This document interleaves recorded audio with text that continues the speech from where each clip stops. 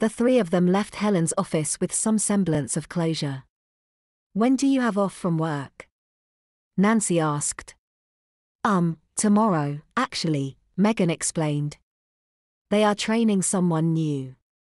"Then I suppose we can begin this tonight." "Okay," Megan replied, disguising her enthusiasm. "Personally, I still feel this is a bit ridiculous. However, if we are going to try this," Drew argued, "then we might as well take it seriously. That means for the next 24 hours, you might as well be a toddler." Her father's tone made her doubtful, but Megan knew that she couldn't back out.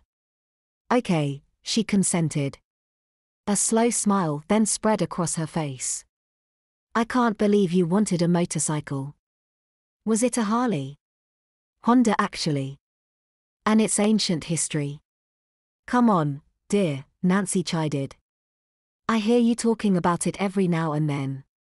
That night, after her siblings had gone to bed, Megan prepared herself for trial regression. Part of her was giddy with excitement while another part was rife with doubt.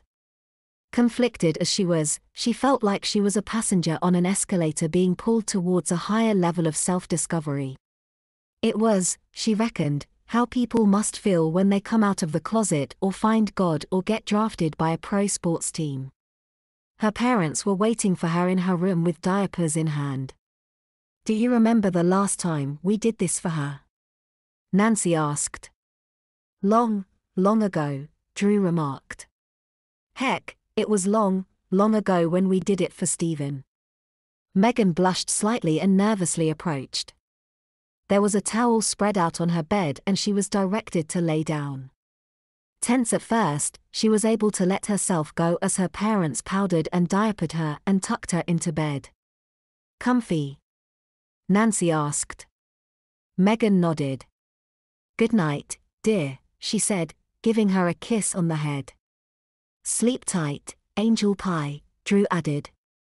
Megan smiled. He hadn't called her that in years. Though she slept soundly, Megan found herself awake earlier than anticipated. Her mother had deliberately woken her so she could change her before she went to work. Mom," she remarked.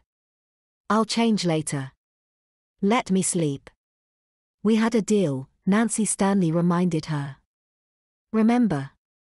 Megan nodded and allowed her to remove her wet diaper. Nancy then presented her with a pacifier. "Where did you get that from?" Megan asked. "Your sister," Nancy explained.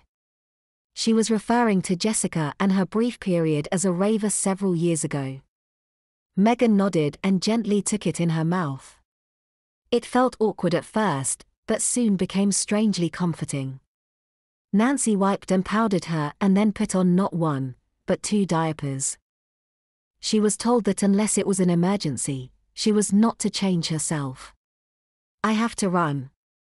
Have a good day, sweetie." "Thanks.